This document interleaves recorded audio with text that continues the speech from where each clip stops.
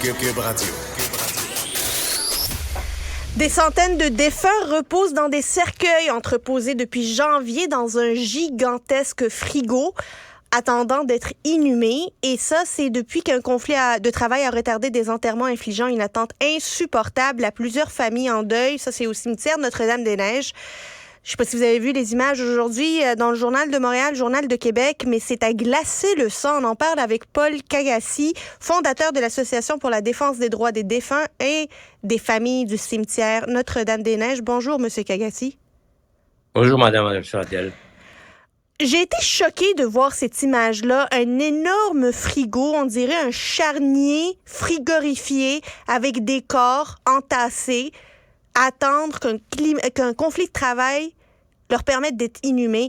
Comment vous expliquez ce laisser-aller-là? C'est un laisser-aller que nous vivons depuis 9 mois. Vous savez que moi, personnellement, j'ai eu ce problème en 2007 et qu'il y avait eu un conflit aussi qui avait duré 9 mois, où c'était un lockout dans ce temps-là. Là, cette fois-ci, c'est une grève où une partie des employés, qui sont les cols blancs, est encore en grève. Et le gouvernement a l'air de s'être lavé les mains en ayant imposé le retour au travail d'une certaine façon aux employés de l'entretien, mais les cols blancs sont toujours en grève. Donc, on voit qu'il y a un ralentissement au niveau de l'inhumation des corps qui sont là. Et en fait, il y a un conflit dans les nombres de cercueils qui sont encore là. Certains disent c'est 250, puis ils changent d'avis. Le cimetière dit non, c'est 380. Donc, c'est clair qu'il y a un ralentissement, il y a de la confusion, d'où notre inquiétude. Notre inquiétude qui est des problèmes et qui est des erreurs. Parce que bien les sûr, employés... il pourrait y avoir des erreurs. Comment assurer qu'on sait exactement quel corps est situé où dans cet énorme frigo, puis à quel moment cette personne-là va pouvoir être inhumée dans la dignité? Quelles sont les réponses que l'on vous donne au cimetière Notre-Dame-des-Neiges lorsque vous parlez de ce sujet-là? Alors, écoutez, les réponses qu'ils donnent publiquement, c'est que tout est sous contrôle, que vous savez qu'on a eu malheureusement au Québec le verglas, donc ils ont beaucoup travaillé les 2 derniers mois pour nettoyer les restes du verglas, mais ils n'ont enterré que 50 corps, et ce n'est pas suffisant. Donc, nous pensons qu'aujourd'hui, ils n'arrivent pas à soutenir la cadence, mais aussi le cimetière dit que non, maintenant qu'on a nettoyé, on va pouvoir augmenter la cadence. Nous doutons, parce que vous savez qu'il y a des morts chaque jour, malheureusement. Donc, il y a des corps qui s'ajoutent chaque jour. Donc, si on a des corps qui s'ajoutent à une cadence plus importante où on va les enterrer, on aura toujours un problème. Donc, ils disent non, en décembre, on aura réglé tout ça. Ben, mais c'est encore dans 3 mois. Septembre, octobre, novembre, décembre. Les familles qui veulent aller se recueillir sur les tombes de leurs proches décédés, par exemple en janvier, en février, au mois de mars, ils font comment? Ils vont aller devant le frigo? Alors écoutez, les gens comme moi qui ont leur défunt enseveli dans la tombe, on va vers la tombe. Mais il y a bien entendu d'autres qui ne pourront pas y aller. Ils vont attendre. Ils ne savent pas où ils sont d'ailleurs. L'entrepôt, on ne sait pas, il est où sur le terrain. Donc, c'est vraiment une situation très difficile. Et je pense que le gouvernement et M. Boulet devraient reprendre les choses en main et leur imposer de retourner travailler. Nous disons retourner travailler tout en négociant. Il faut retourner travailler. Nous ne pouvons plus attendre. Ces pauvres familles, vous avez vu que sur les photos, on voit des étiquettes sur chaque cercueil, mais c'est des étiquettes qui sont amovibles, qui peuvent tomber. Donc, on est très, très, très inquiet que la situation n'est pas sous contrôle. Voilà. Donc, combien ça coûte, M.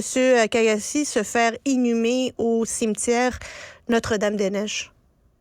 Alors, écoutez, tout dépend bien entendu de l'année où on a acquis les terrains, etc. Mais par exemple, certains de nos familles qui ont payé il y a quelque temps, c'est dans les 2500 à 3000 $ juste pour enterrer. mais il faut acheter le terrain, il faut aussi acquérir la pierre tombale, etc. Donc, ça coûte beaucoup d'argent. Ça coûte, à mon avis, aujourd'hui, presque dans les 15 000 à 20 000 dollars.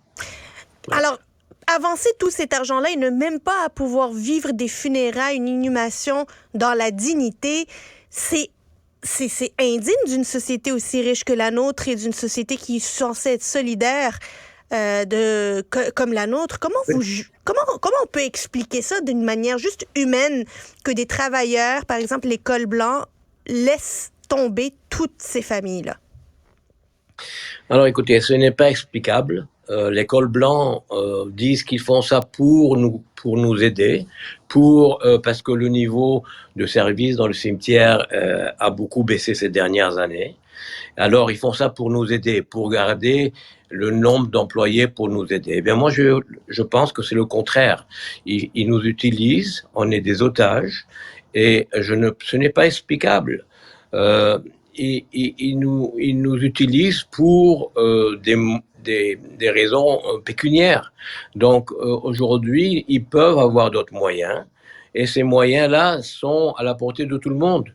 Mais ça fait 1 an qu'ils sont en grève, Madame El Fayed. Et c'est très, très, très difficile de justifier. Ce n'est pas justifiable. C'est odieux, comme je l'ai dit dans l'article, de nous exposer à cette tragédie. Et je pense aussi que le cimetière et le syndicat utilisent le charnier qu'ils appellent pompeusement le reposoir comme arme fatale pour imposer à chacun son rythme. Et nous sommes des otages. Nous sommes extrêmement fatigués. Et je pense qu'aujourd'hui, M. Boulet doit reprendre son travail et imposer sa solution. Si vous avez un mot à dire à ceux qui nous écoutent, les cols blancs qui nous écoutent, qui sont aujourd'hui en grève et qui vous entendent, vous leur direz quoi? Alors je leur dirais qu'ils fassent très attention, parce qu'avec ce qui se passe aujourd'hui, le cimetière ne pourra pas maintenir la cadence. Je pense qu'aujourd'hui, à l'aube de l'intelligence artificielle et avec le fait que le cimetière a une terrible réputation, il y aura moins de clients qui vont se diriger vers ce cimetière et ils auront moins d'emplois dans ce cimetière. Alors je dis, attention, vous jouez avec le feu parce qu'il y aura moins d'emplois. Plus on arrive, plus ça continue, plus les gens n'iront plus dans ce cimetière. Ce cimetière a vocation à diminuer dans l'espace. Il faut diminuer l'importance de ce cimetière, le préserver à cause du côté le patrimonial de ce cimetière, et il faut maintenir le service coûte que coûte, mais malheureusement, je pense que l'avenir est sombre pour ce cimetière parce qu'ils ne pourront pas maintenir la cadence avec le rythme qu'ils ont aujourd'hui. Ils ont un déficit énorme. Ils parlent de centaines de millions de dollars, qui est le déficit de ce cimetière, et il a ses limites. Et plus on pousse, plus il y aura éventuellement cession, et ce cimetière ne pourra plus continuer. Donc, il doit vraiment être très prudent dans les moyens de pression qu'ils mettent et ça c'est le côté organisationnel, mais de l'autre côté aussi, il faut qu'ils pensent aux familles. Ils ne nous aident pas en faisant ça. Voilà. Paul Kagassi, fondateur de l'Association de la défense des droits des défunts et des familles du cimetière Notre-Dame-des-Neiges, merci beaucoup d'avoir été avec nous. Merci madame. Au revoir. Au revoir.